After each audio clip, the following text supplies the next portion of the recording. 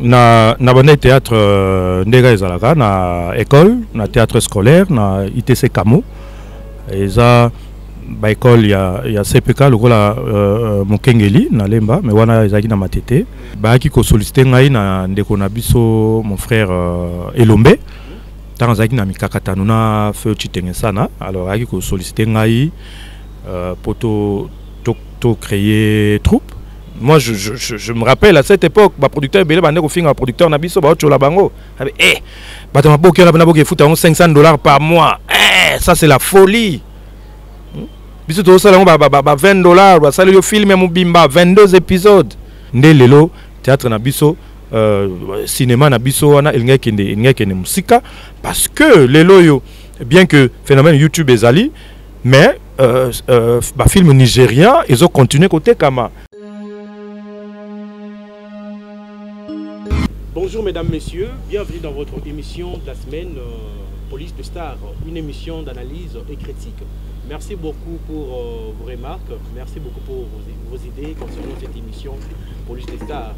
Merci beaucoup à Jonathan Moukadi pour la réalisation qui toko. Merci à notre sponsor, on a biso nyonso, sponsorisé à Chebiso Télévision, Maman Daniela Ikombolo depuis Londres, na Pesimbote, na Prophète Ezekiel. Merci Mingi. Na nyonso boko sala pona chez Biso Télévision bane wala au Senga Kibongo artiste comédien président Rock Bokabela Bodo donc au Senga Kito Yambaye pour na émission na Biso Police de Star Toyo Kaye parce que amuna na raté ayoka na raté pourquoi les actes professionnalisme yango esala ki amuna na raté to ezanine à travers cette émission mesdames messieurs to na mituna concernant parcours naye concernant témoignage naye ya vie ba difficulté à kutana na vie et puis tokoye ba nini président Rock Bokabela Bodo azo kanisa pour na futur topé toyokaki que alingaki ya comme ministre ya culture et art toyokaki yango na ba réseaux sociaux lelo tokoluka koyeba est-ce que ça solo te ça solo te président Rock Bokabela Bodo na pesi mbote. Bonjour père double Mike Chic Mukadi sangoni président qui ezali na bokasi nkolo. Voilà président na olinga ba kolanda biso ba yebio mais na olinga o se présenter les sous moi parcours muke ya vi na yo ndenge bani théâtre ndenge komi le président Rock Bokabela Bodo. Merci beaucoup. Bon, na bande théâtre ndega ezalaka na école na théâtre scolaire na ITC Kamo eza ba école ya CPK lokola Mokengeli na Lemba mais wana ezaki na Matete. Alors à partir de Kunande, prof na biso moko ya français a découvert ki ngai ndé en rôle ki nga na troupe scolaire. Na bani ko presté wana jusqu'à ce que tu as sa connaissance na master moko Hubert Maela azasko na France na Amiens. Il a déjà ko évolué na troupe mo na cité na Bombo Fifi na Chikagapé théâtre il y a président Charline Zeza va venir na Lemba. Alors Néago Sabiso que non troupe ils a besoin d'acteurs mais après théâtre scolaire pour tous qui déjà goût et puis il peut en éco début parce que y a ça qui moi liboso na biso à qui est né formation na yé né pesa biso pe gouana né naiko ko rejoindre na Chicago théâtre na master mon tous qui na Alpha Kelenda qui est maintenant à Lubumbashi. Alors après Chicago et puis on a salé connaissance na Bonbon Fifi. Alors aeko zwangai pour nakota na groupe naye Afadra Théâtre, association des faiseurs d'art dramatique au natkala qui est responsable nango, directeur artistique et puis président par la suite. Tant y avoir Jackie pour les États-Unis, il est maintenant en Caroline du Nord, yena molonga ninaye. Maman Mireille Makalebo, azaki pe actrice nabiso. Donc voilà. Alors tango bango bakei États-Unis, c'était supposé na administration, c'était supposé dans l'état que Afadra Mubimba et Kendaki États-Unis. Alors on a monaki au lieu na continuer ko œuvrer na Komboana de toaki ko sala la compagnie Africa Création. Mais avant Africa Création ba ki ko solliciter ngai na ndeko na biso mon frère Elombe tanzaki na mikakatano na feu Chitengesana. Alors aki ko solliciter ngai pour to créer troupe ndé yango tete initiateur ozaki président Elombe pourtant ba ndeko yokanate na chitenge sana. Alors à monaki moya za suna groupe salon ote ndaki ko lukanga to réfléchir ce qui to créer groupe. Donc c'est lui qui avait eu l'initiative moto yambo après ay ko betela ngai to zupe nande ko na biso mindondo na maman Lipati na Tito Pika parce qu'à l'époque ngai na Tito on avait tellement le vent en poupe à travers l'émission le journal des rigolos. Neto sangana kibiso 5 wana toi qui ko sala groupe Simba à l'origine ngazaki vice-président chargé des finances. Voilà. Alors parallèlement na wana ta onazaki na Fadra na kendaki pe susu ko mekanzoto na théâtre national et sika papa Kofi Bazali. J'ai été retenu pour un stage, mais malheureusement, engagé parce que privilégié qui étudiant à INA. À l'époque, engagé na INAT, engagé na université de Kinshasa. Et pour ça là que tant bakani ba université, na pause wana. Alors biso pose à théâtre comme tellement makasi. Ndé na ba moi ça me saoute réfléchir. Non, en tout cas ceux qui ba fongoli ba université. Au lieu de campus, na campus, au lieu de ya ISC ba continuer na ISC. Bon, toke na biso ka INA parce que tous on a besoin de continuer dans le boulot. Ndé, toke ne pe INA. Voilà, tant qu'on na INA, bon, ezaki tellement facile pour nabiso, tellement facile que la plupart des profs bazalé kuna banda ouais opé sabiso ba atelier de formation na compte Fédération nationale de théâtre.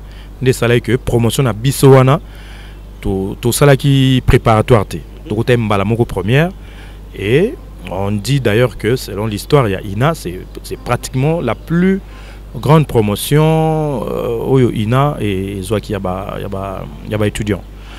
Alors voilà, dehors il y a théâtre national, Toaki Kosala groupe Bengi Kilimanjaro avec le producteur Bazaki na idée au lieu débauchaka acteur il y a groupe Salongo ou bien bazu acteur moko tam bazu vie doudou mais basangisi acteur msusu et bima titre théâtre de chez nous les producteurs wana réfléchissent qui non tout créer un groupe moko un groupe professionnel tout signer contrat na artiste contrat exclusivité ndé to bandaki expérience wana Kilimanjaro d'abord avec Placide Mongbele na maison na OGP basangana kina na mon ami Hermen Kaba Matonge musique bosso na haute colonne après yoko Matonge musique et après tant ba yokana quitté bon biso toponaki tellement bon lui c'est Hermen c'est vraiment un ami ndé bon to préféra qui to continuer to travailler na Hermen et ngai na proposa ki kombo ya Kilima. Alors papa nabiso chef de clan non pour ça la bien pour ça la différence na Kilimanjaro abakisi super ndé to ça là super Kilima oyo ezaki pratiquement un groupe modèle tilelo to tchaki tellement bar likolo bazo continuer ko réclamer parce que le travail était vraiment professionnel et sérieux. Donc voilà. Alors bon parcours moulaï après wana Kilimanjaro super Kilima et puis bon on a contrat na théâtre royal flamand, il y a Belgique, Bruxelles, on a sillonné le monde et puis voilà donc c'est quoi on a Africa Création voilà. Tous un moment moqué na super Kilima, super Kilimanjaro. Qu'est-ce qui fait que à l'époque les lots est commis plus théâtre Nzonzing, ma frais est commis $10 transport, mais à l'époque ils avaient juste contrat, aujourd'hui transport, on a aujourd'hui transport et puis fin du mois plus sur bon. Qu'est-ce qui fait que subitement Maramoué Balouki est commis film, est commis kakaoye, n'adikamuya likelemba yo tourno félé, yo tant yo pour bien na ça do félé, n'engue to comme masiko na ba film YouTube. Comment que ça la différence? Ni ne ça dit que subitement Maramoué comme le lingue est commis. Bon, c'est vraiment déplorable, hein? C'est vraiment déplorable parce que expérience à Kilimanjaro, on a super Kilima, et ça qui pratiquement début à industrie à cinéma, Nambo Kanabiso. Ils avaient vraiment expérience, mon comme néné. Déjà sur le plan travail, on faisait un travail de qualité, bah producteur on est mami solo pour tout travailler selon la norme, c'est-à-dire tout vendre travail de table, une production on est au satam sous 1 ou 2 semaines, c'est-à-dire travail de table, au salis sélection il y a il y a thème, beaucoup de scénario, vous allez distribution, vous allez 2 ou 3 jours il y a répétition pour nous répéter 2 épisodes dans volume Moko et puis donc DVD Moko soit volume Moko il y a 2 épisodes et donc le travail était vraiment très sérieux. Alors mabe na bisonde secteur wana bande ko ebele ba producteur la plupart balanda ki lokolo wana te moni congolais bon makama malamu balinga ko copier yango te. Moi je me rappelle à cette époque ba producteur ebele bande ko finga producteur na biso ba ochola bango bato maboki na boki futa $500 par mois, ça c'est la folie. Biso to sala $20 ba sala yo film ya mubimba 22 épisodes. Baso pour sala ke wana za misala baninga. Biso ba mzu to tangela on ne fait que ça yo yebi. Et un producteur oiseau atie professionnalisme, il se retrouve toujours. Mais bon, la plupart des producteurs bazaki vraiment professionnel té donc pour avoir souci zaika ba sangisi batu ba kotina ki muté amabe bo ça bana baninga misala bo futa mbongo pour ba se retrouver té ndenga ba mobini azoba futa ekwanga pamba po zanga loka olia nango. Bon baza peut-être ko sabango que non tant aux ça la théâtre pour que na poto aux relation ba notino bilamba ba notino ba code, ça c'est pas professionnel. C'est pas professionnel. Alors yango moni au lieu balanda biso au contraire on est ko décourager ba producteur na biso vraiment bazaki ba pionnier na vente na production professionnelle ya ba télé dramatique na biso na poto yango moni tango e bandi bongo moi découragement ekoti biso ba producteur na biso tamsu pona volume moko a dépenser tamsu $10,000 $10,000 $15,000 tango ya akena ngo na poto azoteka DVD wana à l'époque banda oteka ngo ezaki €15 je crois. €15. Bon na bato basali yango kaka ndengo na qualité pe malonga te bango nyo ba oteka ka €15. Omona mutu sa akokutana ka poto aye vacances azama $1,000 na ye asangisi ba na quartier asangisi ba boye basali les films il y a 18 épisodes tamso ata 2 films. Alors du coup et bandi ba qu'est-ce que c'est ba producteur ba community ba producteur na biso ba community moi qu'on se poser ba question comment biso so dépenser belé qualité zali mais bon apparemment biso to teka na rayon moko et sali du coup ba diminuer moi caché balongoli moi $100 et après piraterie eyeko banda donc mutu mususu akouta soki na mboka nini akati Belgique à Bruxelles asombara DVD moko original tango katsa nango bu akei ko dupliquer yango ko multiplier yango lokola mikate. Du coup ba producteur baza ko se retrouver les sous-soutés ba bundi jusqu'à ce que ils arrivent à coup de massue.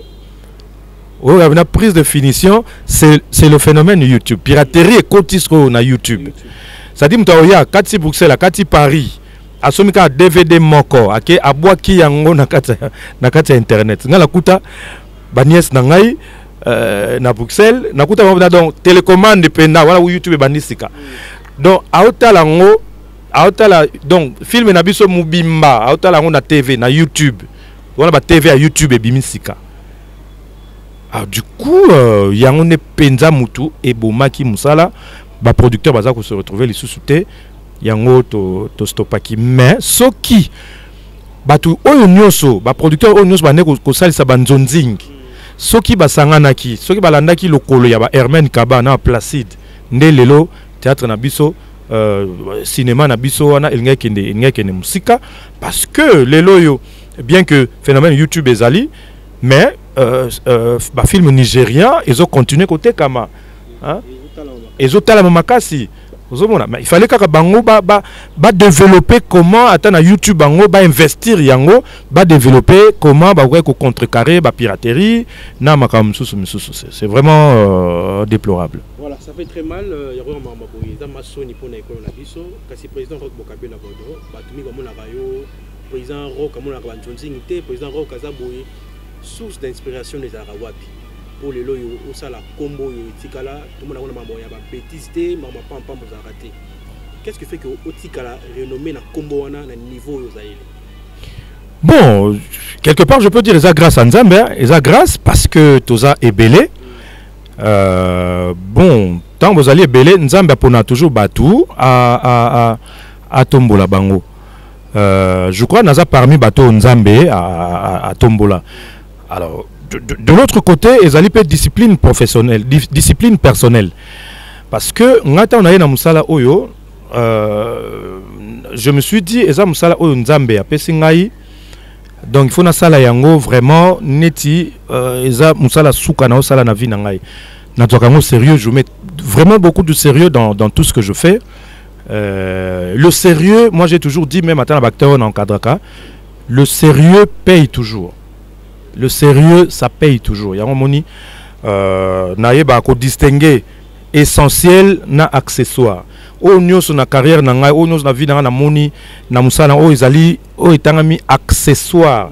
Na ça il a rangoté na privilégiera toujours essentiel ya mon ngana za ma bêtise te ba makamsu ezangati na pona ko kasoki ba belle soki nini na za kunate et puis le tout sous-bassement na ngonyoso ezali éducation de base o na za na ngeza éducation oyo na zo na famille na biso ya moni na c'est-à-dire on aime ko interdire ngai ba buzo ba msusu neti ba polémique neti ba koyoka na tena batu ba nini en tout cas makambwana ngai na yebaka ngote au contraire na privilégier kande toujours musala je mets toujours du sérieux dans mon travail et voilà alors banzonzing bon ba te belé ba lobakango na lingaka na sa musala oyo ko pesa nga pe valeur oyo ko tombola ngai pe. Or, la condition de Banzonzing Salimaka, ils ont remplir la norme et professionnalisme. Parce que le théâtre Zali Mbele Aminumbali, Banzonzing Wana et Salamarami, mais ils ont improvisé. Na super kilima. On prenait le temps pour produire. C'était vraiment un processus de production. Mais Banzonzing Zaka dit Yaka Tokuta na place boye, Yaka na bilamba 4 toko briefer sur place. Tu vas improviser. Or, biso tout temps improvisation Zambeli Aminumbali. Ou quoi improviser no mombe Simbi et ton molio. Tout qu'on peut improviser et simbiter et noyer yo.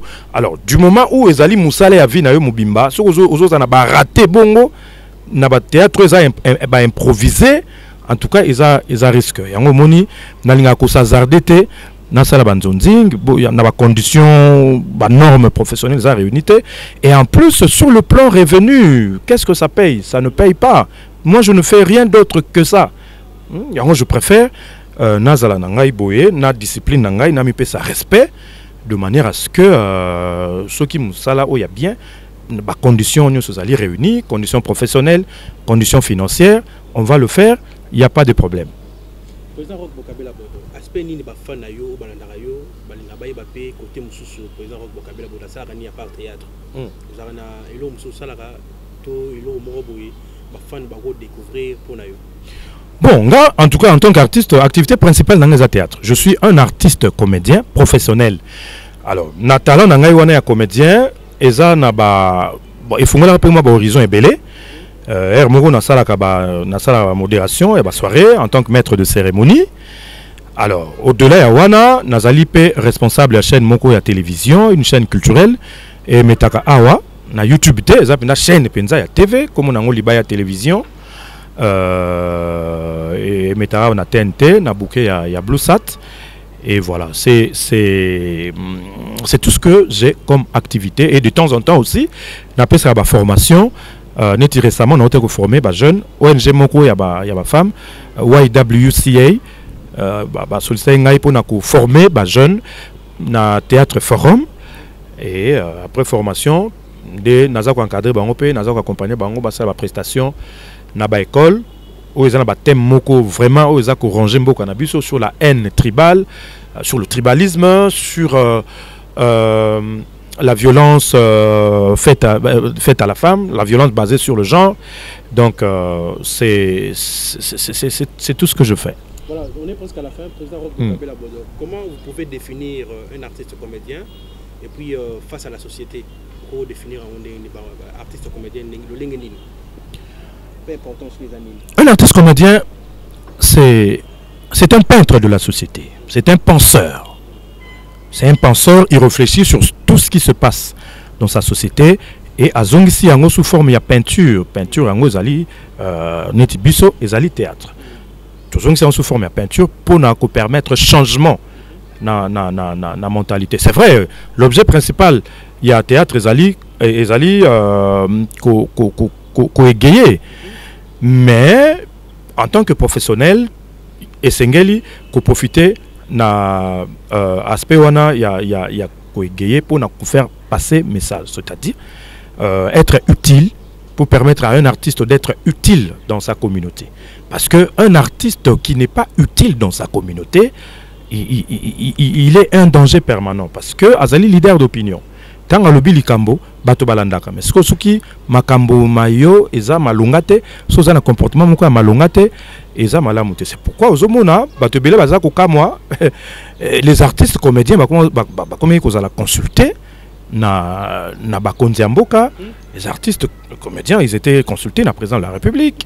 Ils étaient consultés récemment na Premier ministre. Les artistes comédiens sont de temps en temps sollicités pour véhiculer un message. Il y a sensibilisation. Sur la salubrité, il y a ville à Kinshasa. C'est ça le rôle d'un artiste. Ceux qui sont les messages, la population à Rolandango a capté facilement.